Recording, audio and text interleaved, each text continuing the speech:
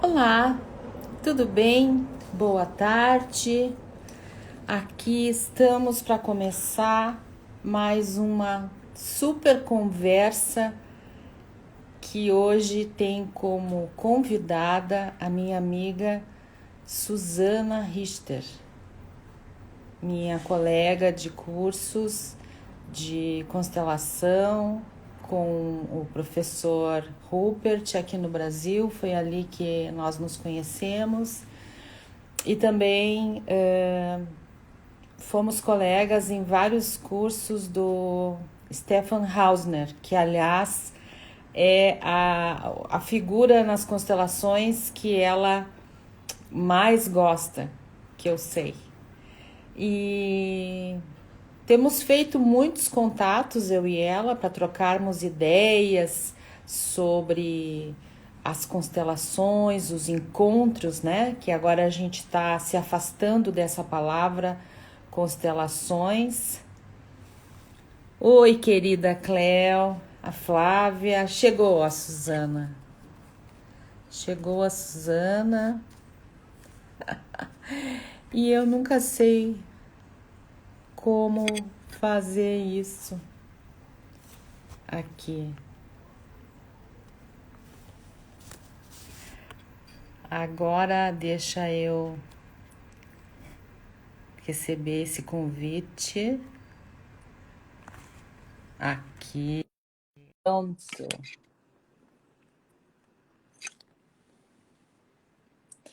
Muito obrigada, querida. Eu acho que eu cheguei. Ah! Oi. Ensaiamos, mas deu tudo certo. Claro, não, tranquilo, sempre dá, né? Ainda Um bem, né? Em último caso, a gente cai e volta. cai e volta. Uma gaúcha, uma carioca, né? Cada uma de um Isso, pedaço desse país tão grande, tão bom te encontrar isso, aqui, isso. Suzana. Bom te encontrar também, Lia, ótimo. Obrigada pelo convite, viu? Eu que agradeço a tua gentileza de estar aqui comigo hoje. E eu gostaria Uhum. de te fazer umas perguntinhas. Eu fiz umas perguntinhas Pode para te não. fazer. Tá bom. O que que te levou? É uma coisa que me traz muita curiosidade para saber o que te levou a esse encontro com as constelações. Foi um processo pessoal. Eu fiz numa determinada fase da minha vida, há uns 10 anos atrás, eu estava em terapia, e a terapia deu uma empacada. E aí a minha terapeuta disse, vai fazer uma constelação? E eu fui. Coincidentemente, um ano depois, eu quis fazer uma outra constelação, e aí eu procurei no site do Bert Hellinger, com quem eu poderia fazer, que eu queria uma pessoa que tivesse sido formada com ele. E aí eu caí na Selma Vila Verde. E aí ela disse assim, vem fazer a formação, não faz a constelação. E como eu sempre gostei dessa área de terapia, e eu estava querendo mudar o trabalho que eu venho, a minha formação de base é comunicação social e um tempão numa empresa na área financeira. E aí eu estava parando, tudo a ver. Aí eu falei assim, eu vou. E aí começou, porque a constelação ela vai entrando numa. Nossa, foi um processo com a Selma, que foi a formação dos módulos. Depois eu fui para o Décio, porque eu fui procurando fazer as formações com as pessoas que tiveram contato com o Bert. E para ver as várias visões, né? Porque acaba tendo uma visão diferente. E foi assim que eu caí nas constelações. E foi assim, por um processo pessoal, e foi bem legal, foi bem Aham. legal. É, acho que é uma história um pouco parecida com a minha também, mas eu vi que também depois disso tu foi olhar um pouquinho para essa linha de experiência somática. O que te levou então aí fazer esse movimento? Então, o que aconteceu foi o seguinte, conforme eu fui passando pelos cursos, eu fui percebendo que tinha alguns rituais do que a gente faz na constelação, que aquilo não estava funcionando muito bem. Na minha cabeça, eu achava que não estava muito bem. Tava E questionando. aí, eu falei, você tem alguma coisa aí que não estava batendo, não estava funcionando para mim. Eu falei, se não funciona para mim, não deve funcionar para algumas pessoas também, porque todo mundo é ser humano. E tinha uma coisa de muito, não sei, tinha alguma coisa que estava faltando. E aí me caiu na mão, não sei como, o livro do Franz. Quando eu li o livro do Franz, aí eu percebi o que estava me incomodando, a questão da retraumatização, dos rituais, que eles poderiam retraumatizar de fato. E eu Ah, já entendi isso, que muitas vezes, se uma pessoa vem de uma família abusiva ou que teve um cuidador abusivo, você pedir para ele reverenciar, eu já tinha entendido que você punia a pessoa duas vezes, é. essa criança interna dela, ferida, além de ter que compreender, não, engolir a dor, ela ainda tinha que compreender os pais, por que eles tinham. Quer dizer, aí quando eu conheci o Franz, eu percebi isso. Mas também teve uma coisa, teve um passo atrás. A Selma, minha formadora, ela foi fazer o curso de experiência somática aqui no Ah, Rio. E aí ela quis fazer um laboratório com a gente, juntar a constelação com a experiência somática. Aí eu falei assim, eu vou, eu não sei o que é isso. Eu já tinha uma noção, eu já sabia que tinha um negócio de trauma. Eu falei, eu vou, eu quero ver como é que funciona esse negócio.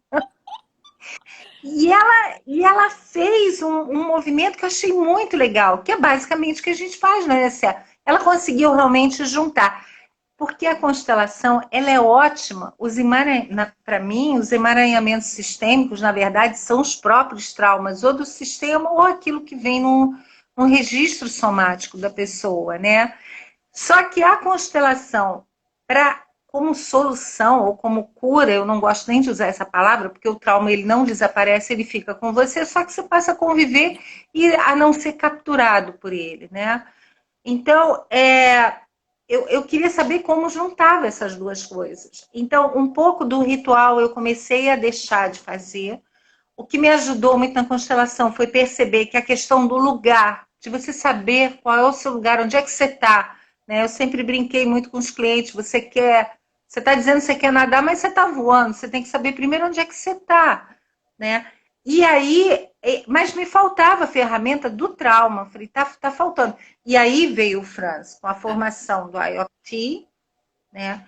Que eu pessoalmente acho que você faz com maestria, eu acho difícil pra caramba.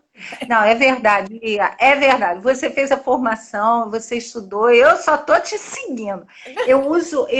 Deles eu uso a frase, alguma coisa ou outra, mas aí eu entrei para a experiência somática, porque eu percebi que o pessoal da Alemanha, a Úrsula, o Stefan Hausner, esse pessoal que vem está vindo com esse olhar do trauma, mas no sentido da contenção.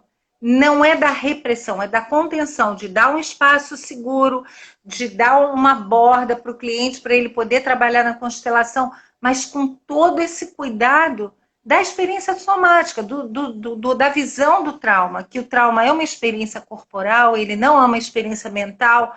Você fala com o cérebro, o nosso primeiro cérebro, o mais arcaico, o de luta, fuga, ou de congelamento. Então, o neocórtex, esse cérebro mais novinho, ele não entra nessa conversa, né? E aí, agora, é como se eu tivesse uma ferramenta, eu estou terminando a formação da experiência somática, ainda falta o módulo avançado, que já deveria ter acontecido, mas por conta da pandemia não foi possível, mas vai ser agora online. E é a minha cachaça, é o que eu acho assim incrível. Acho que eu realmente me encontrei. E eu acho que dá para fazer uma junção com a constelação, mas bem numa coisa, bem. Aquilo que a gente estava ouvindo ontem do Stephanie, que eu percebi. Uma coisa dentro, são ferramentas diferentes e cada uma tem a sua limitação, porque, na verdade, nenhuma ferramenta é completa em si, né? Você sim, faz uma coisa aqui. e a gente também não precisaria, digamos assim, só pensar que a constelação, o encontro ou a SE é capaz de nos sim, levar a algum sim, lugar, né? A gente sim. tem essa condição de fazer essa utilização de outras formas. Mas eu achei muito legal isso que tu falou, porque o Franz, ele bebeu dessa fonte, né? Eu imagino que ele tenha ido fazer a experiência somática, Uhum, lá com o Peter Levine, e eu lembro que ele falou que a gente não deve misturar as duas sim. estações, né? Uhum, Então, uhum, ou uhum. utilizava uma técnica ou utilizava outra. Mas eu concordo contigo. E ontem, assistindo o Stefan Hausner, que afinal de contas ele utiliza aquelas leis básicas do BERT, então Uhum, uhum, não me agrada muito essas coisas todas que a gente já falou sobre essa parte de honrar e tal, mas enfim, eu acho ele uma pessoa muito lúcida. E ele falou uma coisa, sabe, que me chamou muito a atenção. Que quando, claro, ele já tem um conhecimento muito mais amplo que o meu, muito mais amplo que o meu, porque eu conheço uhum, experiência somática de alguma leitura, alguma coisa muito estática uhum. e do nosso acompanhamento, que tu está me acompanhando já faz vários meses, né? Uhum. Mas o que eu percebi é que ele falou ontem sobre como é que ele disse?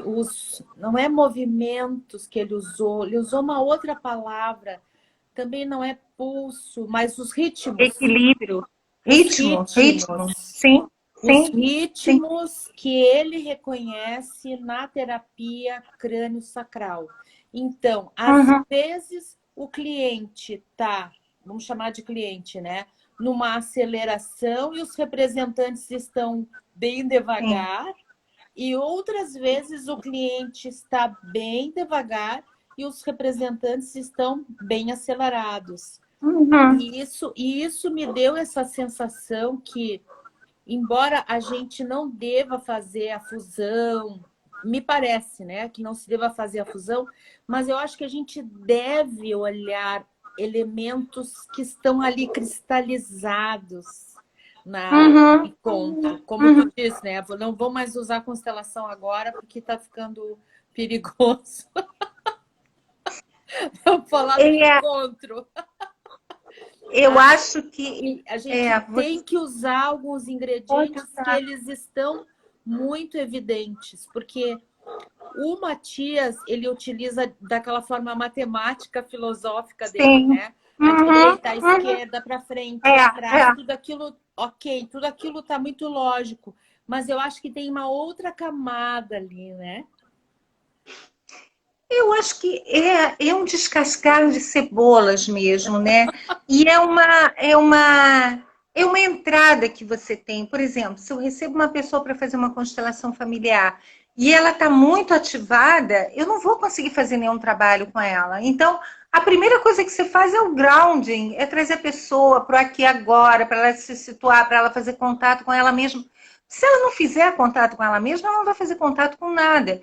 E tem uma coisa que uma vez me deram uma definição para constelação familiar, que foi, eu não me lembro se foi o Francis ou se foi o Stefano, um dos dois. E é verdade, a constelação familiar, o Bert, ele olha as relações. Mas se você observar a fala do Stefano ontem e o Franz, principalmente, ele está olhando os vínculos, é uma coisa diferente. Uhum. E quando você entra nessa seara dos vínculos, é, não tem como você ficar só olhando para a relação, porque senão você encaixota a pessoa, engessa a pessoa de uma maneira como se ela não tivesse, de fato, escolha, ou ela não pudesse sair daquilo ali, ela tivesse presa aquilo ali. E é claro que a gente tem toda a questão da ancestralidade, não sei o quê, mas faz parte do ser humano ou de qualquer animal evoluir, porque senão as gerações não evoluiriam. Se a gente só tivesse neurônio espelho de copiar o comportamento do outro, mas a gente tem ainda um outro neurônio espelho mais específico, especial, que é copiar e criar. Copiar e fazer diferente. Então, ficar trabalhando muito nessa coisa de pai, mãe, ancestralidade, não sei mais o quê, acaba virando, eu entendo que muitas vezes deixa de ser um recurso para virar uma bengala. E a pessoa bota tudo na conta dessa ancestralidade. E ela perde o poder dela mesma poder fazer alguma coisa.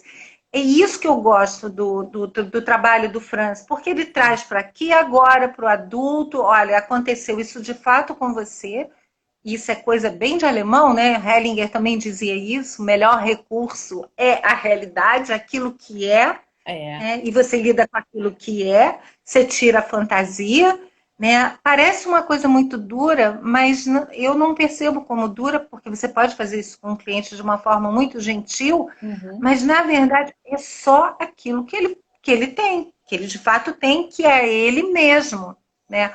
Uma vez eu vi a Úrsula fazer a constelação de uma mulher adotada. Ela botou todos os representantes, tinha umas 60 pessoas na sala, ela colocou todo mundo como ancestral dela, porque tinha a família biológica e a família que adotou. E ela botou todo aquele sistema. E aí ela pediu para a mulher olhar para aquele sistema, e aí ela deu uma fala assim: a vida é mais importante. Aqui estão todos mortos. Eu achei aquilo incrível, porque é isso. Você só tem recurso enquanto você está vivo. Depois que você morre, você faz o quê com isso, né? Eu achei bacana. Foi uma coisa muito impactante. É muito contra o fluxo do que a gente faz em constelação familiar. Né? uhum. Claro que você tem que reverenciar e não sei o quê, mas quando você faz o trabalho de trauma com uma pessoa, mesmo que ela tenha um trauma que a gente chama de vicariante, que é o trauma que vem das outras gerações, de alguma maneira pega ela no individual. Né? Eles fizeram muitos trabalhos com o pessoal de guerra, de holocausto, não sei mais o que, né?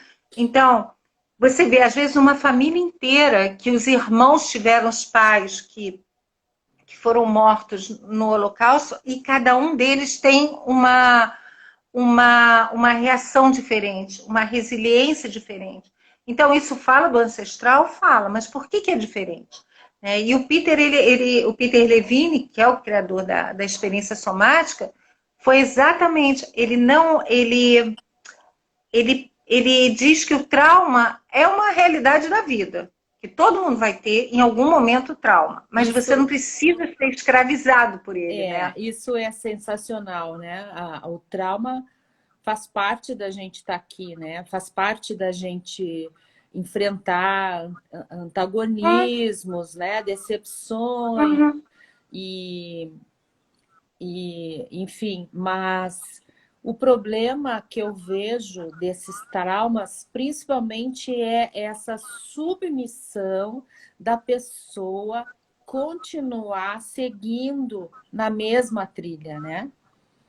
Quando uhum, ela, quando ela, uhum. quando ela recebe isso, digamos, como nessa forma de trauma ancestral, e ela vai ter que usar aquele recurso negativo como resposta dos gatilhos, é que eu acho que ela precisa ser despertada, né? Então, a decisão de reproduzir o trauma ancestral, eu acho que ela ainda ela não passa por essa via de ser ancestral, então a pessoa se submete de novo, né? Eu acho que ela passa um pouco por essa coisa, mas que droga, eu não quero fazer isso, e eu noto que eu tenho uma tendência a fazer, né? Acho que existe alguma possibilidade ali. Eu acho que são duas formas diferentes de trabalhar. Aí a gente faz uma discriminação, porque a experiência somática, o trauma não está necessariamente no evento. É claro que o evento é importante, por exemplo, numa tsunami, um terremoto, alguma coisa assim, numa situação de estupro, ou assalto, alguma violência. Mas é o que aquele evento faz com o meu sistema interno, com o meu Isso. organismo. Então, quando entra em trauma de desenvolvimento, a experiência é pré-verbal, ela é sensorial, ela é somática de fato. E não tem não tem a fala, realmente não tem a decisão. Então, você precisa fazer um trabalho de ampliar a capacidade da pessoa ter uma resiliência, ou ter uma resistência maior em fazer em contato com aqueles sentimentos não muito agradáveis, com aquelas sensações. Então, você vai se aproximando daquilo de uma forma bem devagarinho. Agora, na constelação familiar, quando você vê essa questão da... Stefan, quando faz aquela metáfora, né, do ampliar a visão, é exatamente isso, né? Eu tive um professor, o Décio, que ele contava uma história que eu adorava, que para mim era assim, ele dizia assim, meu pai foi a pessoa que me ensinou a ganhar dinheiro, porque o pai dele, numa época, perdeu todo o dinheiro da família, todo o dinheiro, e aquilo foi extremamente traumático para ele. Mas quando ele olhou para as formas que ele podia repetir em perder dinheiro, ele descobriu como é que ele ganhava dinheiro. Então, é engraçado, porque são instantes que estão atrás de você e formas de olhar, né? Eu concordo com o Bert, quando Bert Hellinger, quando ele diz, quando você olha com pena, você tira força. Aquele imigrante que veio de lá carregando burro, sabe? Aquela coisa toda pesada, existe uma força naquilo.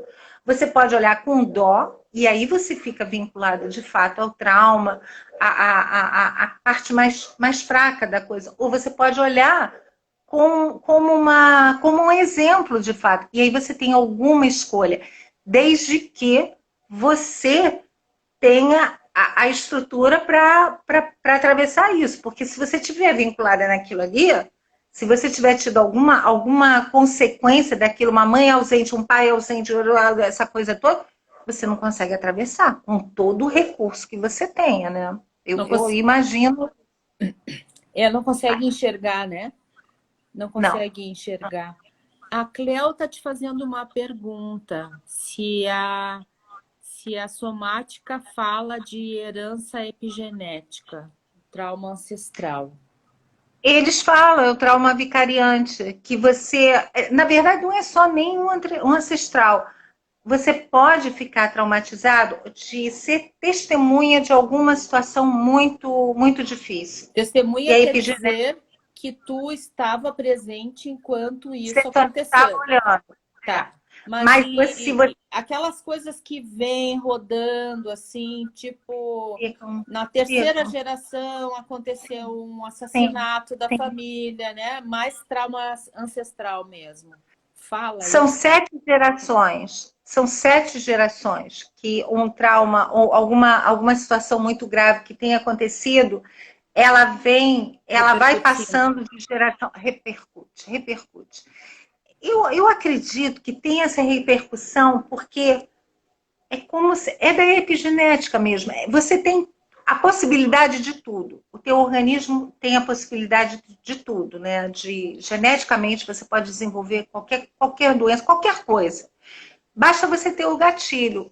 Algumas coisas podem ficar adormecidas, outras podem ficar disparadas. Eu acredito que dentro do sistema, se acontece alguma coisa muito grave lá, isso vem no DNA da família.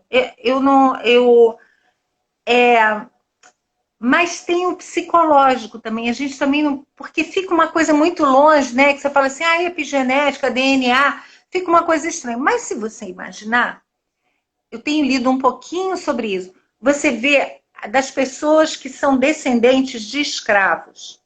Se você imaginar que ali teve o absurdo... Eu estou pegando um exemplo extremo, para a gente ter a plena noção disso, dos efeitos das gerações atuais, dessas pessoas que foram descendentes de toda a informação que vem, da desconfiança, do confiado, não confiado, da resistência, de ter que aguentar, de não sei o quê. Toda essa informação é passada de geração em geração. Até chegar uma geração que, de fato, olha, que eu acho que é o que está acontecendo agora, que toma consciência de tudo aquilo que está acontecendo e tenta fazer diferente, são 7 gerações, sabe? Aquilo vem se movendo. Então, não precisa pensar muito em energia, em espiritual e nada disso.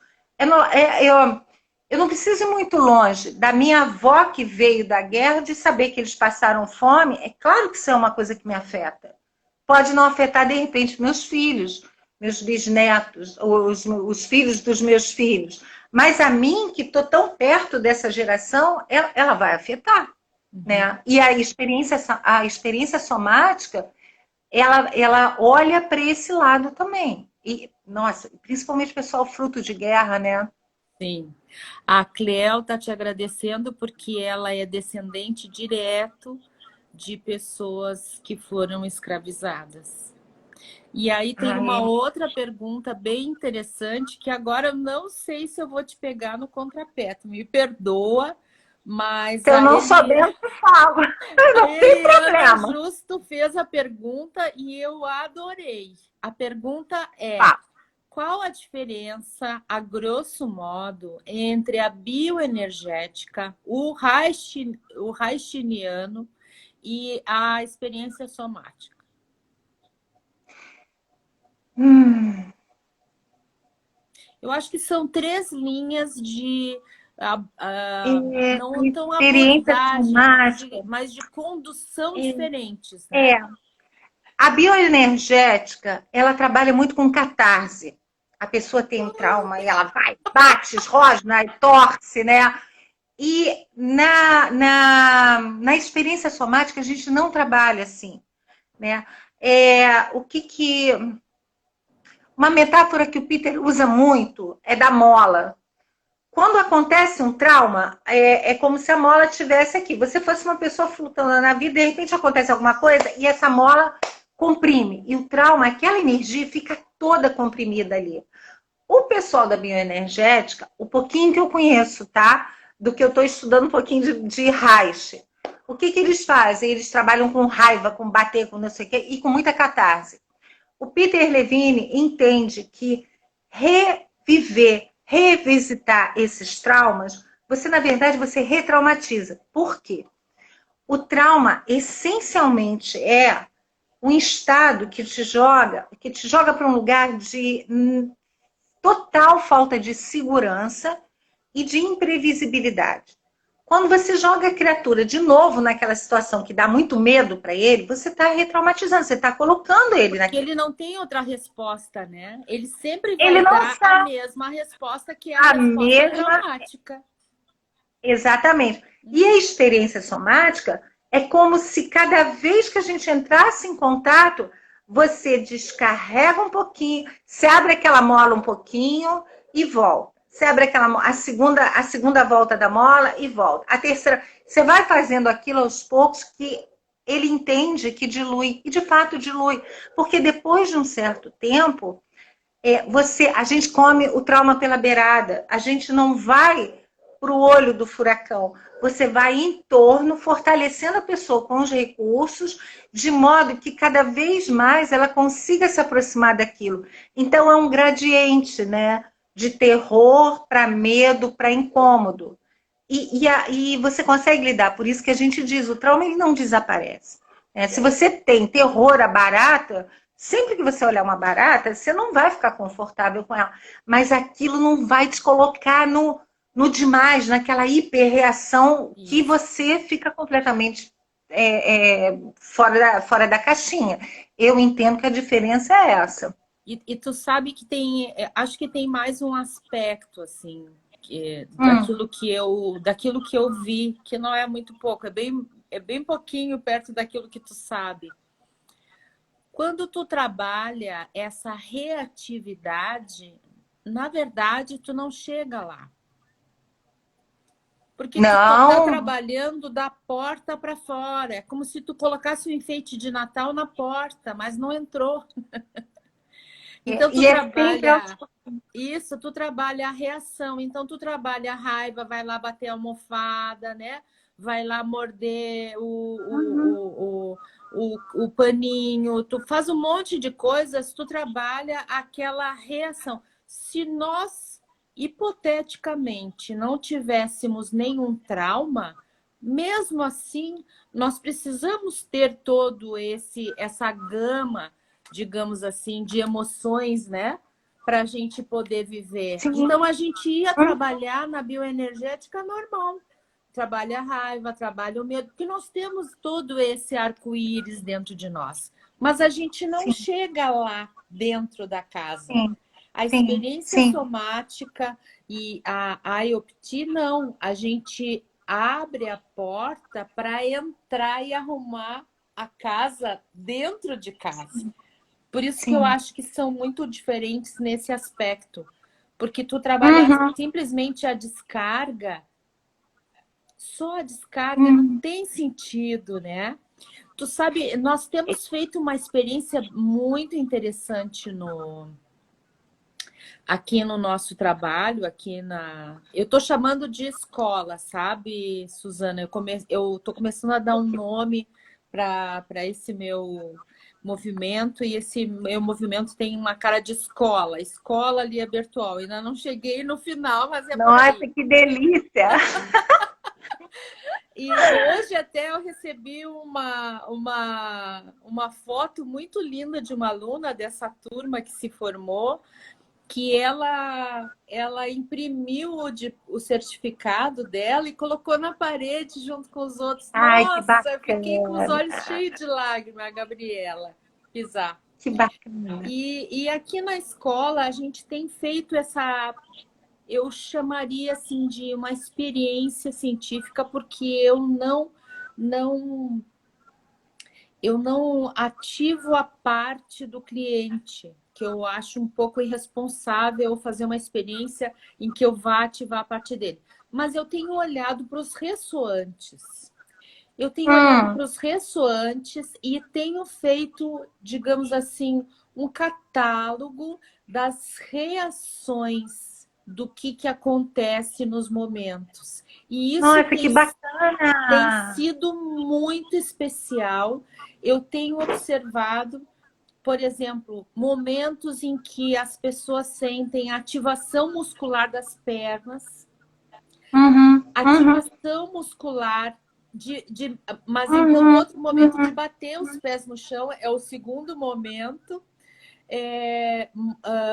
Ativação de braços, ativação de contenção de braços, e depois a pessoa diz que ela passou por um trauma, era muito jovem, e ela tinha vontade de bater ou alguma coisa no agressor dela. E depois que ela expressou, o braço liberou.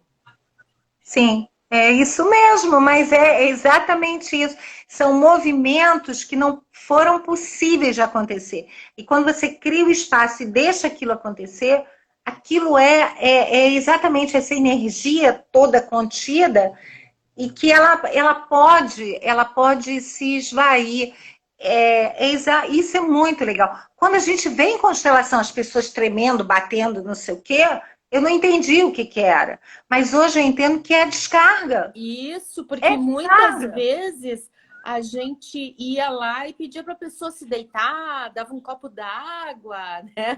Porque ela tinha que parar de tremer, porque deixava a Isso, gente nervosa, né? Mas hoje em isso. dia, nesse outro nível que a gente está entrando, e aí eu entendo perfeitamente o que tu falou no começo, perfeitamente o que o Stefan Hausner falou, para tu trabalhar nesses encontros sem tu ter nenhum olhar sobre o corpo, tu tá entrando na porta dos fundos, porque tu tá deixando muita coisa. E mesmo no trabalho online, porque a gente, na escola, digamos assim, né? A Cleo agora tá falando, na escola, tá justo. Na escola, a gente tem estimulado os alunos para que eles expressem esses micromovimentos.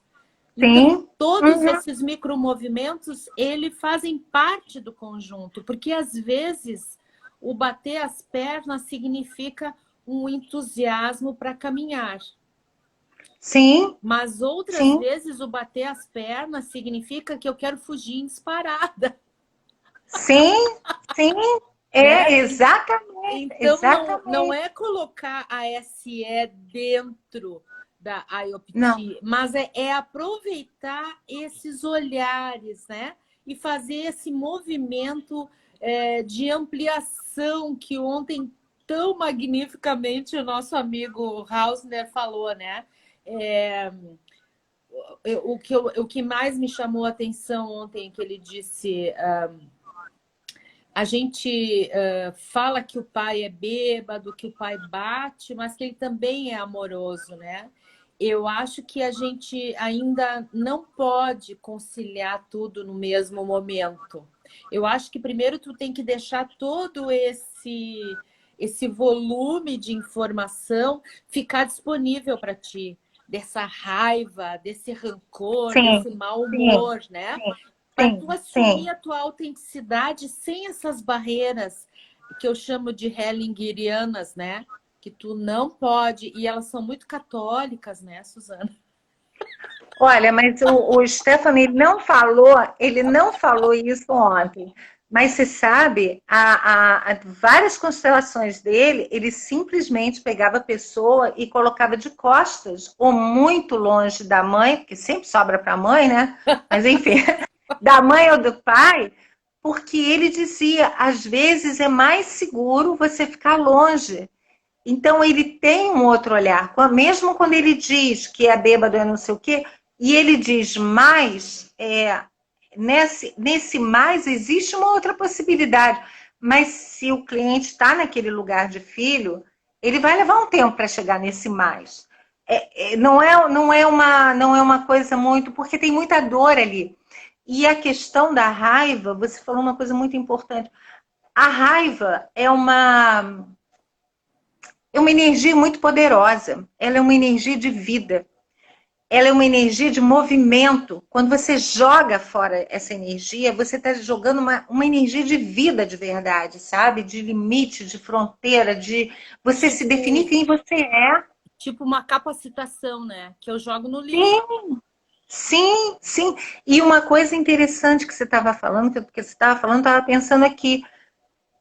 Esse olhar que você está desenvolvendo de olhar, observar o corpo na IoT é muito legal, até para você não se pega de surpresa pelo cliente, porque você já desenvolve um olhar que você está vendo que ele está se ativando, ativando, ativando, e você poder, através da fala, que na verdade é baixar, para que ele possa continuar o processo dele, senão ele cai fora, ele não consegue completar.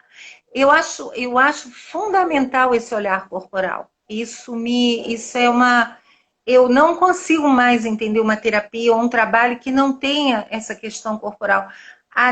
É muito importante. Uhum. E o Franz tem esse olhar. Desde Sim, ele é, desculpa. ele tem esse viés, né?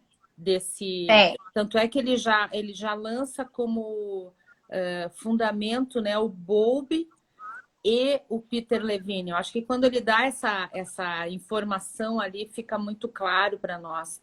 E outra coisa, Suzana, que eu venho vendo é o seguinte: quando nós estamos ali no encontro, né?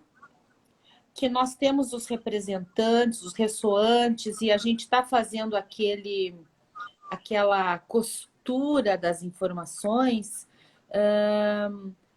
nós não podemos esquecer que aquilo ali é pura memória implícita. Uhum, uhum. E a memória É implícita é uma memória corporal. A exatamente. gente tenta Exatamente. traduzir, né? Tô sentindo. A Uhum. gente desenvolve aquele dicionário e vai tentando, sabe, estou me sentindo alegre, feliz. Mas, na verdade, são micromovimentos que acontecem no corpo do ressoante que ele vai expressar. E aí, se o demandante ele entrar de sola naquilo ali, ele vai entrar de novo naquela situação daquela memória implícita. Ele Sim. precisa ir devagarinho, como tu diz, pendulando, né? Criando, Ampliando. criando condições para ele chegar ali devagarinho e acessar toda aquela memória que está ali gravada, latente, né?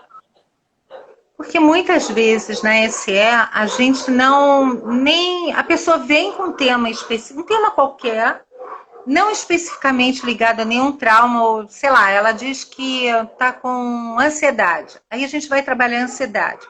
Através daquele trabalho corporal, E aí a neurociência explica isso. Quanto mais você observa alguma coisa que acontece no seu corpo, por exemplo, observa a sua respiração e você começa a prestar atenção nisso, mais informação vem. É um caminho que eles chamam de baixo para cima, né? É visceral. Você observa que aquilo não vem da tua cabeça, ele não vem de histórias.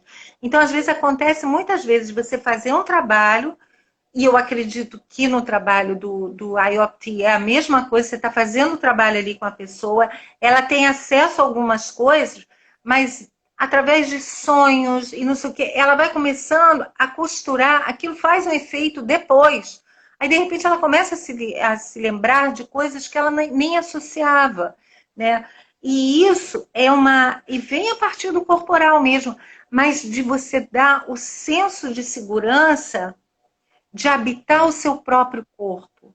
Quando você diz para cá, né, para a sua cabeça, de que não, você pode ficar bem, que você está seguro dentro de você, você pode sentir o que você Qualquer coisa. precisa sentir, que está bem, que você está seguro. É esse senso de segurança que a gente faz.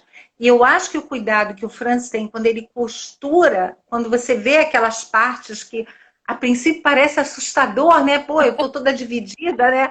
Mas aquilo é só uma, né? Mas quando você começa a ver que mesmo aquilo ali vai se encaixando, vai se integrando, isso é altamente curativo. Porque você não precisa consertar nada, você não precisa, né? Essa que é a grande questão, né? A gente não está fazendo uma cura da pessoa, né? Pois é. É um autoconhecimento, é o mais, é o somando. Aquilo tudo faz parte da vida dela, da história dela. Né? E são informações muito preciosas. E às vezes elas vêm com sinais muito pequenininhos, sinais corporais. Isso aí que você falou é perfeito. Não são grandes coisas, são pequenos. Aí a Alda, também minha ex-aluna, minha querida Alda, ela colocou uma pergunta bem interessante que eu acho que ela combina com uma curiosidade que eu tenho. Ela diz assim, Lia, a descarga da bioenergética não seria um caminho para flexibilizar um pouco o corpo antes do acesso ao trauma? Bom, a minha pergunta, Suzana, seria o seguinte: a minha maior dificuldade nesses anos que eu tenho olhado para isso é trabalhar a rigidez, sabe? O demandante entra, a gente vê que ele até pode estar em sofrimento, ele entra no processo, e aí tu pergunta, e aí, tudo bem. E aí, tudo bem. Tudo tranquilo. Tu não tem... qual seria uma sugestão? Porque esses tempos a gente estava junto assistindo alguma coisa e tu me disse, eu acho que primeiro teria que olhar mais para o corpo. E eu perdi a chance naquele dia de te perguntar qual seria a tua sugestão. E a Alda está fazendo essa pergunta que tem alguma coisa a ver com esse tema. Então, o que eu falei, eu não conheço muito da bioenergética, do trabalho da bioenergética. É só um pouquinho que eu tenho estudado. Mas eu imagino o seguinte: é uma entrada que eles dão, mas é o over, é o demais. Né? E é isso que é o problema. Eu estou tentando imaginar, criar uma imagem para... É como se você fosse, acho que a Liana tem uma imagem boa para isso, é como se você fosse enfrentar um dragão sem espada e sem escudo, você vai de peito aberto. É demais, aquilo já te inunda, você já está inundado de todo aquele trauma, de tudo aquilo que te... E trauma pode ser ativação ou depressão, ou para cima ou para baixo. Ou você pode já estar congelado, então você vai de novo entrar de peito aberto para aquilo. Eu acho que a descarga... É demais. Aos pouquinhos. Eu acho que... Sabe, enquanto tu falou do dragão, eu fiquei pensando uma pessoa assim. Eu vou tomar banho, Suzana. Tá, aí eu pego minha toalha. Quando eu abro a porta do box, em vez de ter um chuveiro, tem uma cascata. Isso é bom. Isso é bom, isso é bom. Um monte de água, assim, que eu não consigo nem respirar. Mas isso é exatamente isso. Você não dá conta, já é demais. A pessoa já vive assim. Como é que você vai Isso. estimular? E aí, eu imagino que a bioenergética tem alguma técnica, alguma forma de resolver isso aí.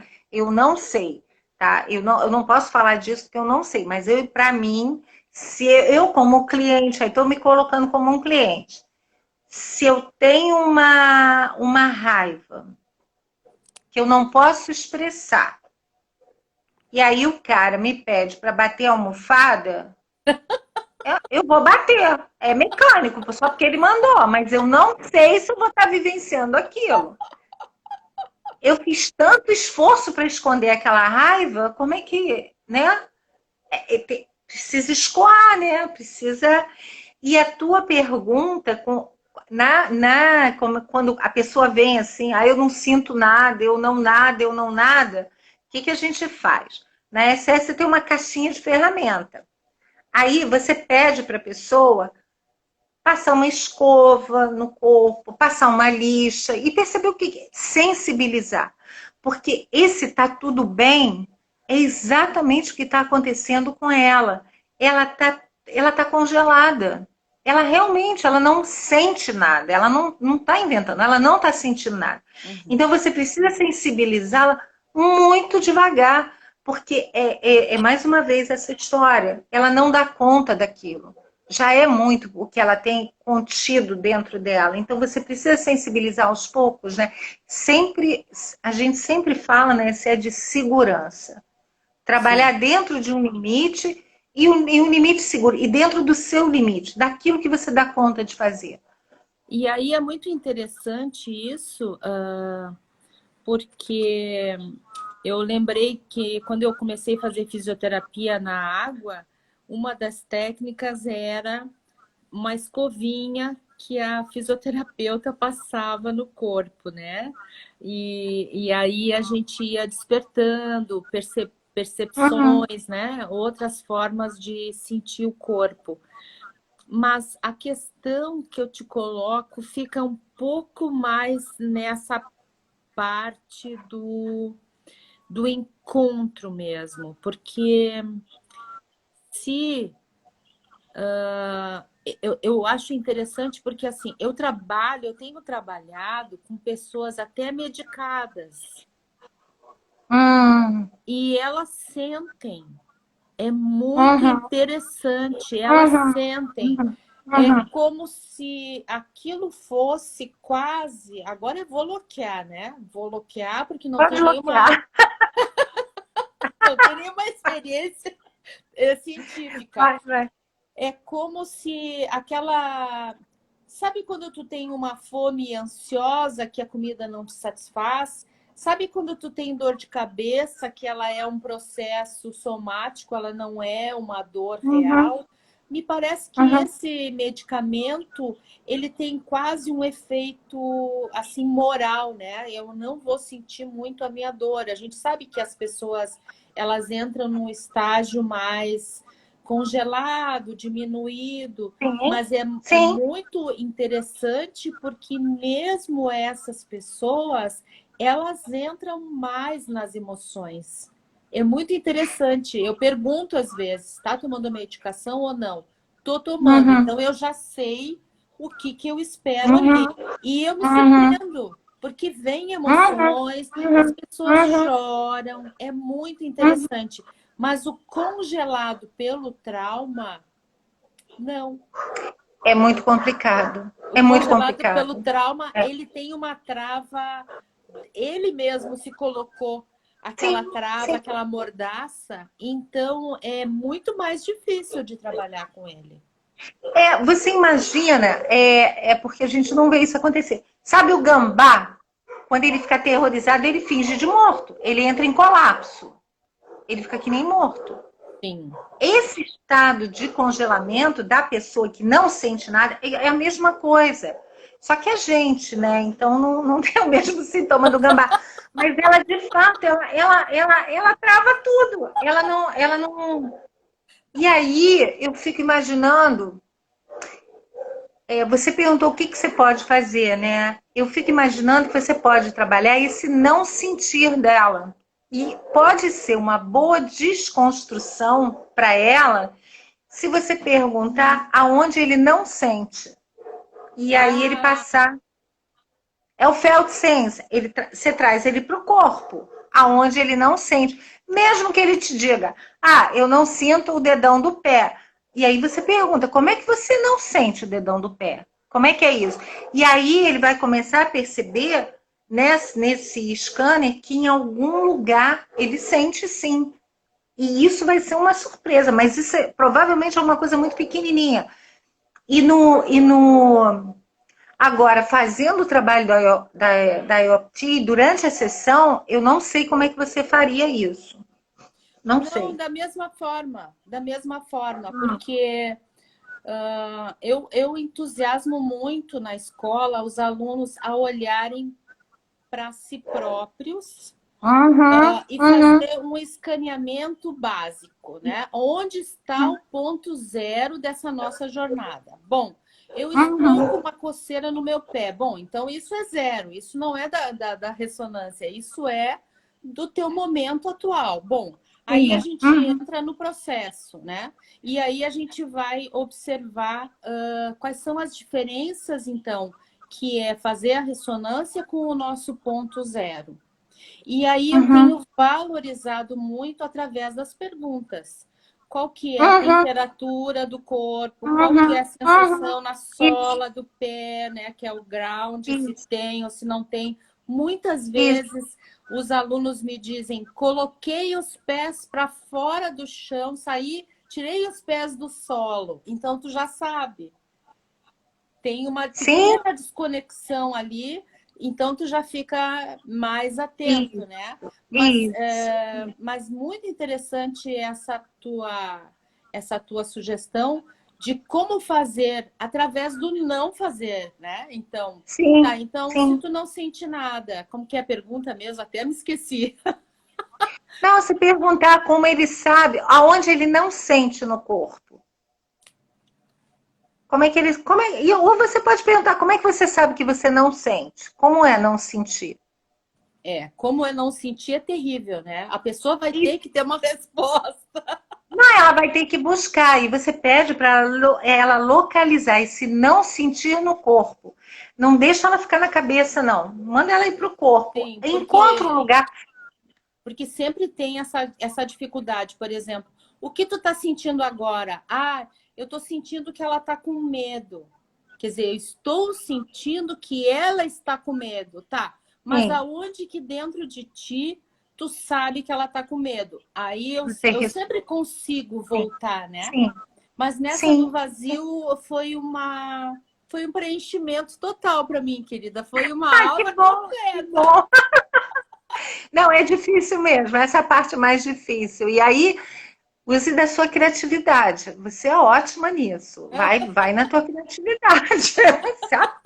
Não, é uma,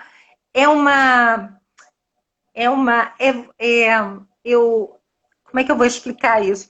Tem a hipnose ericksoniana, o Erickson tem um livro de hipnose dele. Eu nunca fui muito ligada nesse jogo, porque eu queria saber o que era. Mas o Hellinger estudou isso, eu falei assim, eu quero saber o que é esse negócio. Se você pegar o livro dele para ler, ele é muito engraçado.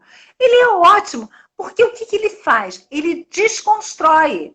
Você entra com uma ideia e aí você faz uma pergunta para o cliente completamente aleatória. E aí você desconstrói ele. É o inusitado. E o Peter Levine fala isso. Um grande antídoto para o trauma é a curiosidade. Se você conseguir despertar a curiosidade no teu cliente, você já está com meio caminho andado. Então, quando você faz uma pergunta assim, que é genuinamente uma curiosidade sua, você convida ele a olhar para aquilo ali também. Pô, vamos olhar. Olha, eu vi um trabalho lindo de uma essesista que ela trabalha com pessoas que têm dor o tempo todo. E ela estava explicando que às vezes a pessoa passa anos sentindo dor, então ela não sabe nem mais o que é não sentir Isso, dor. isso. E aí ela deu a dica, acho que eu comentei isso com você, aí ela deu a dica que ela pede para a pessoa observar o ouvido esquerdo, Porque o ouvido esquerdo ele tem pouca irrigação nervosa e ele não tem dor. Ela sabe que ele não tem dor. E a reação das pessoas de surpresa de perceber que tem um lugar que não tem dor. E aí você amplia isso, você vai ampliando. Você É dá uma uma referência para sacanagem, ela e né? vai. Oh, vale tudo, não vem não.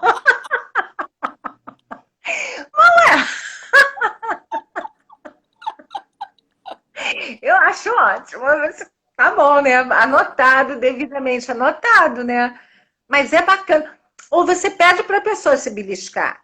Você diz assim: ah, você não sente nada? Se aperta. Percebe teu contorno. Como é que você sente isso? E deixa ela explorando o rosto. O rosto é bom, o rosto é uma coisa muito, né? E pede para ela se tocar, ela se apalpar. Você percebe sua fronteira, para ela lembrar o corpo dela o que é sentir. E ela estando com você no vínculo e estando segura, ela vai se permitir isso, mesmo que seja aos poucos, né? Tem Uhum. uma pessoa que está perguntando, acho que foi a Cleo, que ela estava falando, gostaria que ela falasse da energia sexual retida em abuso, algo assim. Tá vendo aí? Tô vendo. É que já estamos quase no finzinho. Ah, não, Eu então, acho que eu vou deixar Cleo, a fica para a Cléo próxima. pendurada para a nossa próxima. A nossa Tá bom, próxima se for live. que Eu quer acho que ouvir. nós vamos ter que marcar uma imediatamente. Ah, é? Ah, sei lá, você que sabe. Tem muita pergunta, ó. Despertar a curiosidade seria para acessar o inconsciente. Despertar a curiosidade seria ah,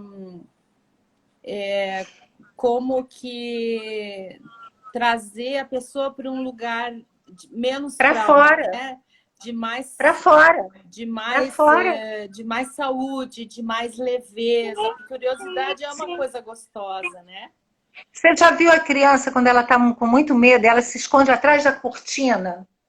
E aí você começa a fazer um monte de palhaçada e aí ela começa a olhar de Verdade. curiosidade. Curiosidade é vida, é o que te coloca para fora, é o que faz você se mover de novo, né? E sai de trás da cortina. É por isso É, que curiosidade é legal. e a gente só tem a curiosidade quando a gente está se sentindo bem para explorar, né? Sim, E eu estou me sim. sentindo muito bem de te ter aqui. Adorei Ah, eu conversar adorei contigo também. aqui Ah, eu nessa. adoro conversar com você. Ah, é É, muito bom. e a gente começa e não termina nunca mais. É Não, impressionante. não, não. Muito bom, Lia. Obrigada, obrigada mesmo por essa oportunidade. Eu que Obrigada mesmo. agradeço, querida. E fico assim realmente feliz de tu compartilhar com a gente todo esse teu conhecimento sobre a experiência somática e sobre tudo isso que tu vem pesquisando, mais as constelações familiares, mais essas experiências em IOPT que nós vivemos lá em Brasília com o professor, né? E em breve eu acho que a gente vai marcar uma outra para a gente completar todas essas perguntas que ficaram penduradas. Tá bom. Não, e eu quero que você fale um pouquinho mais da IOPT para a gente poder fazer um paralelo com a SE, porque eu ainda tô. Você tem mais conhecimento nisso do que eu, porque eu usei muito pouquinho, de verdade, não tenho experiência. Não na técnica dele, isso não. E hoje eu E te aí eu quero explorei que você. bastante, né? Aí na próxima eu te exploro, pode deixar. Tá bom então, Ai, Suzana. querida, obrigada. Obrigada às pessoas aí. Não, um monte de gente nos acompanhou, foi muito legal. E agora a Tá gente bom. está com esse restinho só de tempo para a gente dizer que as pessoas podem te seguir também no teu Instagram, né? Assim, eu tenho que aprender a usar o Instagram. Tá bom. Então tá bom. Então Tá ficamos bom, para o querida. nosso próximo encontro. Um Tá bom, beijão, meu amor. Fica Suzana. bem. Obrigada pela Beijo presença grande. de todos. Obrigada pelo convite de novo. Valeu. Eu não